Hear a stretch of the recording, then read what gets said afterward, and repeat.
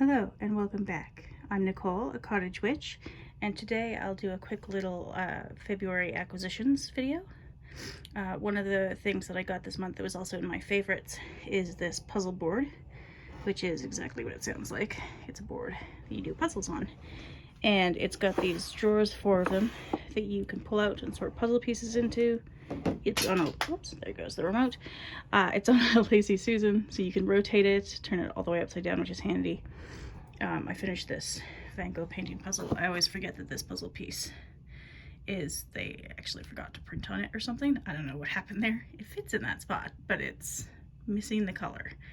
Anyway, that's been a lot of fun this month. And then I got a new puzzle to do because I've been on a puzzle kick lately, and I'm almost done redoing all the ones that I already have, which is like 5. So I got this Around the World in 50 Plants. It's this is what it looks like. And they've got trees ones, which I might have to try. 80 trees, 50 trees, I don't know. I might have to get one of those. And I appreciate that puzzles now are starting to come with pieces in these paper bags. Oh, I got a poster. That's exciting. Ooh. This might go on my wall because I am a geek.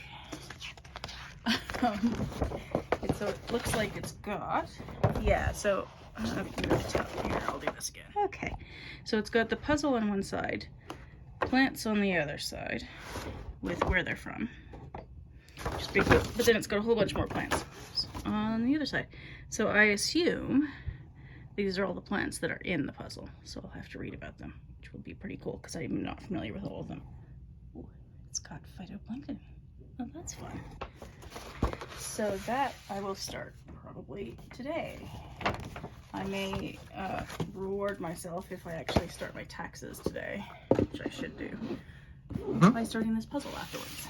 And then I got this. This is my last seed packet that I ordered this year, the Dazzling Blue Kale. It is my all-time favorite kale because, as you can see, it's not very crinkly and it doesn't have a very coarse texture, and it's not very bitter. So it's like all the things I don't like about some types of kale, this kale is so much better. I love it. Anyway, it's fantastic. Yes, cold hardiness. It's wonderful. So I plant that every year now. One other thing I got is, this was also, I think, in my favorites, is a book embosser, which you can put in this little, I don't know, leather-ish case. I don't think it's real leather. I think it's fake leather, which is fine. Yeah, so then I got some books. Now, I only actually bought 2 books. One of them was this I got secondhand. I'd been looking for it and on Amazon and eBay and everything, and eventually found it. I have to clean the cover. It's a bit dirty because it came from a library in California. Anyway, this was a book about the Kabbalah that was, now I'm a bit conflicted about the Kabbalah because there's the Jewish version, which is the original, which is what this is about, by Rabbi David Rosenberg. And then there's the Hermetic version and the Christian versions, which always seem a little bit appropriative to me. But that's just my first impressions of it. So this was a book that Rachel Pollack mentioned in, what's that Walk in the Forests book? Oh, now I'm blanking on the name. I can't remember. Anyway, one of her books, and she is Jewish, or was Jewish. She's passed away now. But she wrote a lot about tarot, and also being Jewish, knew a lot about Kabbalah, or Kabbalah. I'm not really sure how you pronounce it properly. So I thought if I was going to read any book about the Kabbalah, I would read one that a Jewish woman who is also interested in tarot thought was interesting, and she had good things to say about this one. So, plus it's got the best title and subtitle I've ever heard in my life, which is Dreams of Being Eaten Alive, the Literary Core of the Kabbalah, which I love. So that's why I got this one. It took a while to find at a not outrageous price because it's out of print, but I did find it on Amazon. Somebody was selling it secondhand, so that's how I did that. And did I stamp it already? I did. I put my, this is the, I don't know if you can see, this is what the embosser does, which is super fun. So it's got flowers coming out of a book. Love that. The other book I bought was this. I think this is a Bahraini author. Yeah. So Bahrain is one of the only Middle Eastern countries where I haven't read a book from a Bahraini author, and I specifically look as much as possible for women for my read around the world. It's not my challenge, but it's a challenge I'm doing. And also I like reading books from the Middle East, and Bahrain is one of the few left that I haven't read it from. So I got this book by Sarah Al-Shafei Yuma. It's got good reviews. People seem to like it. It's because it's a tiny little country with very few writers of English. There are limited options. I'm gonna emboss stamp it now, just cause. You do have to press this down pretty firmly, or it doesn't. It like half stamps it, which is a bit disappointing. But yeah, so I thought she lives in Saudi Arabia now? Yeah. I thought that would be interesting. She's a journalist. But I think this is a novel. Yeah, it's a novel. And I don't really have anything else to say about it yet because I haven't read it yet.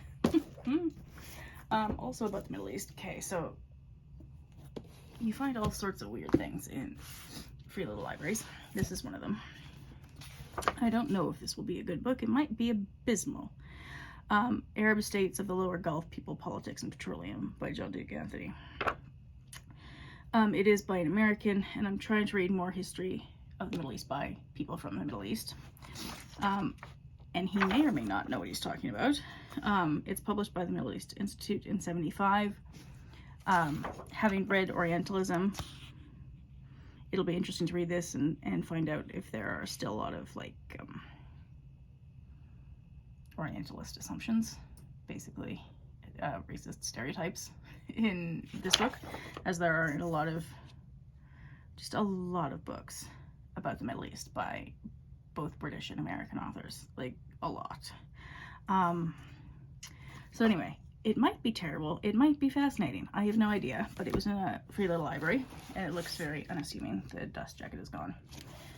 So I thought, well, I'll try it. If I get through the first 2 pages and give up, it's not, whatever. I didn't pay for it. Then I found this one. Now, usually I've read Camilla Lackberg in French. I say read, I mean listened to on Audible. Because she's like a Nordic, is she Norwegian or Swedish? Or I can't remember. But she's a Nordic crime writer. I think she's Swedish. Yeah.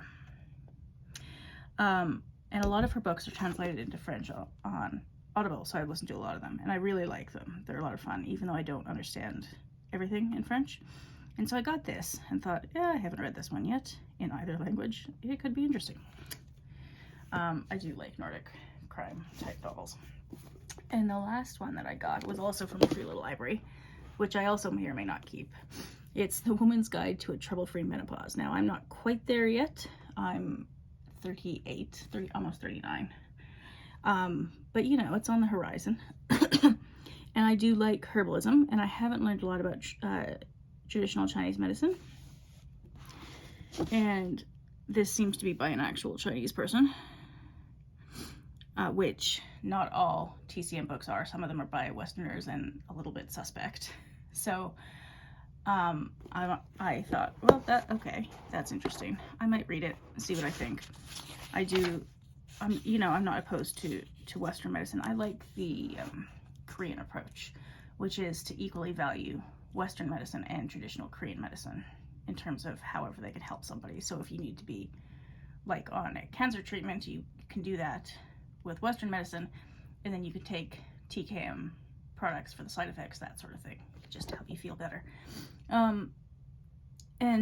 Or sort of whatever combination of the two medical traditions works best for you in any given circumstance, and I sort of think that's the best way to go. So anyway, I kind of had a half an eye out for traditional Chinese medicine books because it is interesting to me. I'm mostly interested in the plants that you can find in Canada as well, which there are some. And there are TCM shops here in like Chinatown and stuff. So yeah, we'll see. It could be interesting.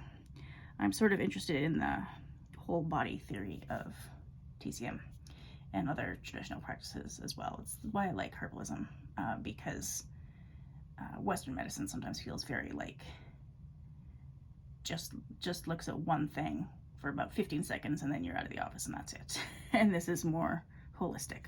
At least that's my view of things. So anyway, that is my collection of things I've acquired for February. If you've made it to the end of this video, thank you for watching, and I'll see you next time.